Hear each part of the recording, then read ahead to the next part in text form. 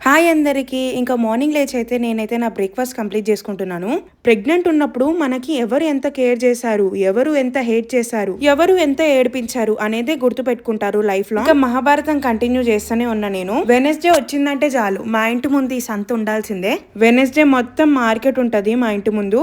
ఇంకా నేనైతే ఎక్సర్సైజ్ చేయడం స్టార్ట్ చేశాను ఎప్పటినుంచో. చేయాలన్నా భయమవుతుంది. ఎందుకంటే 9 మంత్స్ అంతా కంప్లీట్ అయిపోయింది. ఎప్పుడైతుందో తెలియదు డెలివరీ. ఇంకా ఉమ్ము నీరు లీక్ అయినా సరే, పెయిన్స్ వచ్చినా సరే ఇంకా ఇమీడియట్ గా హాస్పిటల్కి అయితే వెళ్ళిపోవాలి.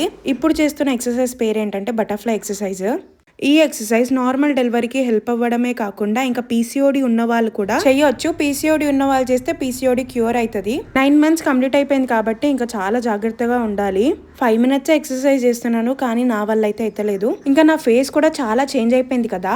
ఇంకా మా తాత కోసం అయితే మా మమ్మీ ఇక్కడ చపాతీలు అయితే ప్రిపేర్ చేస్తుంది. తాతకి ఇలా చపాతీలు పొంగితే చాలా ఇష్టము. నెక్స్ట్ మినీ వ్లాగ్ కోసం వెయిట్ చేయండి.